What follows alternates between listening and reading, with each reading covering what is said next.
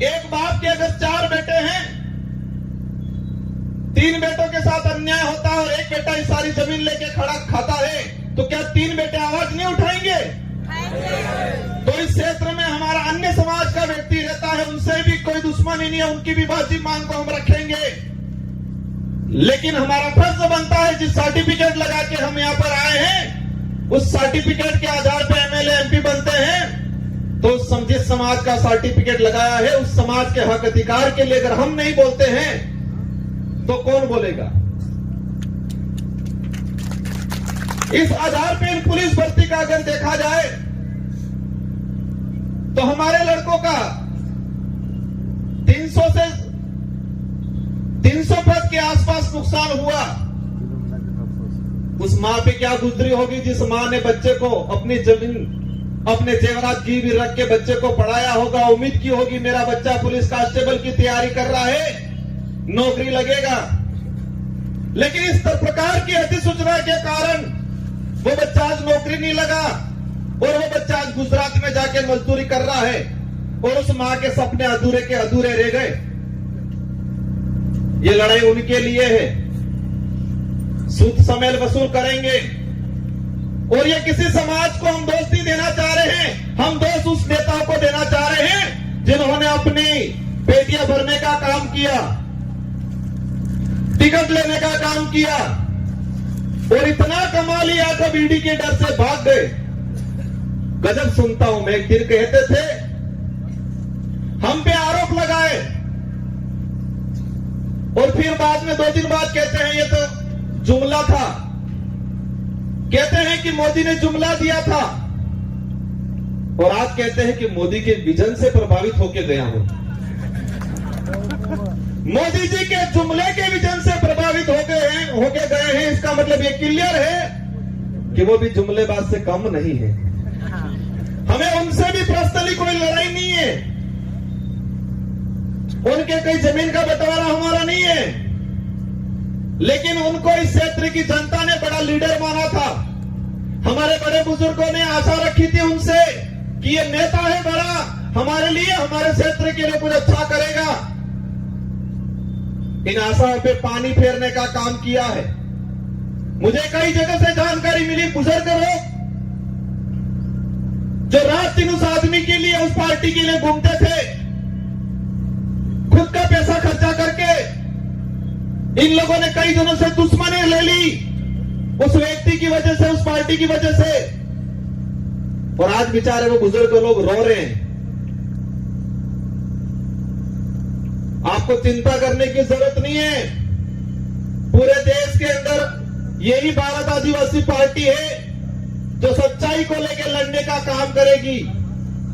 और आप देख सकते हो, उदयपुर संभाग की बात करें कि कांग्रेस कभी नहीं बात कर रही है कि शिक्षा अच्छी मिलनी चाहिए, स्कूलों में व्याख्याता लगने चाहिए, बेरोजगारी खत्म होनी चाहिए, हमारा अनाज जो पक रहा है उसको एमएसपी रेट मिलनी चाहिए, बात नहीं करेगी। बीजेपी भी वो बात नहीं कर रही है। बीजेपी कह रहे हैं मैं किसी भगवान या किसी धर्म का विरोधी नहीं हूं, लेकिन जो धर्म के नाम से, भगवान के नाम से वोट लेके राज करने का काम करते हैं, ऐसे लोगों का मैं घोर विरोधी हूं और विरोध करता रहूंगा। यहां पर हुआ था, जिनको आज हम ज्ञापन देने जा रहे हैं,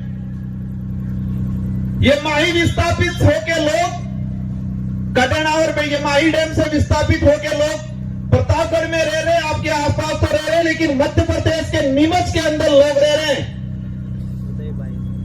और जो ये डांस ऑफ इंडिया में जो 5 बच्चियां गई थी, जिनका आपने सबने नाम सुना होगा, गली गर्ल्स के नाम से जो लड़कियां है, नीमच में रहती है, झोपड़ियों में रहती है, उनके माँ बाप मजदूरी करते हैं, आज तक भी उनको जमीन का पट्टा नहीं मिला है। वो नीमच के नहीं है, ये माही से विस्थापित होके गए हुए लोग हैं। और आज कह रहे हैं हमारे यहाँ के लोग विस्थापित होके गए, उनको जमीन नहीं मिला आज तक। हमारे इन मन महापुरुषों ने अपनी जान गंवा दी इस क्षेत्र में सामाजिक जन जागरण के लिए, हक अधिकार के लिए। उनके नाम से नामकरण नहीं करना है। और ऐसे नाम से नामकरण करना चाह रहे हैं। करना है तो इस क्षेत्र में जो लोग थे, किसी भी समाज का व्यक्ति हो, एससी का हो, ओबीसी का हो, किसी भी जिस व्यक्ति ने इस क्षेत्र के लिए काम किया है, मामा बालेश्वर आदिवासी नहीं थे, लेकिन आदिवासी समाज आज उनको भगवान की तरह पूछता है क्योंकि आदिवासी के लिए काम किया। हम हर उस व्यक्ति का, हर उस समाज का सम्मान करेंगे जो मानवता में विश्वास करता है, और उस हर व्यक्ति और उस हर धर्म का विरोध करेंगे जो छुआछूत, भेदभाव, उच्च नीच करता है, उन सबका हम विरोध करेंगे, क्योंकि ये देश संविधान से चलता है। और आज बात करें, एक नारा लगाया जा रहा है 400 पार। क्या नारा लगा रहे हैं? 400 पार। अंग्रेजों और मुगलों ने इस देश को कम लूटा था, उससे भी खराब स्थिति से ये लोग इस देश को लूट रहे हैं। इसका असर आदिवासी या एससी को ही नहीं है, इसका असर पड़ेगा हर वर्ग के व्यक्ति को, आने वाले समय में भुगतना पड़ेगा। ये लोग बहुत बुरी तरीके से इस देश को लूट रहे हैं। एक वक्त था 2013 के अंदर वो नारा लगाते थे वही वो व्यक्ति कि न खाऊंगा न खाने दूंगा, और आज जितने देश के अंदर खाने वाले लोग थे उन सबको वो साथ में मिला के कह रहे कितना लाओ लाओ, बंटवारा करते हैं। ये सारी बातें होगी, लेकिन हमको करना क्या है? हमको उनको सबक सिखाना है, उन नेताओं को एहसास कराना है कि ये राजतंत्र नहीं, ये लोकतंत्र है, और इस लोकतंत्र में संविधान ने जनता को ताकत दी है, जिसे हम लोकतंत्र की कुंजी कहते हैं, जो वोट है, और हर 5 साल में उसका अवसर आता है। आज मुझे कहते हैं एमएलए साहब बहुत बड़ा दिग्गज आदमी है, बहुत पैसा है, कहते हैं टक्कर लेनी पड़ेगी, ये कहते हैं। मैंने कहा मैं नहीं लड़ रहा हूं, डूंगरपुर बांसवाड़ा की जनता चुनाव लड़ रही है, और ये जनता पैसों के लिए चुनाव नहीं लड़ रही है। ये जनता सुख सुविधाओं के लिए मेरे साथ नहीं है, ये जनता स्वाभिमान के लिए है। इस जनता के अंदर जो साथ मेरे साथ जुड़ रहा है, संगठन के साथ जुड़ रहा है, उस प्रत्येक व्यक्ति के अंदर स्वाभिमान जगा है, अपने आने वाली पीढ़ी के लिए कुछ कर गुजरने की ताकत जगी है, इसलिए मेरे साथ जुड़े। और देश के इतिहास उठा के देख लो, आजादी से पहले भी जो राजा रजवाड़ा या मुगलों की सेना होती थी, तो सेना में भर्ती होता था सिपाही,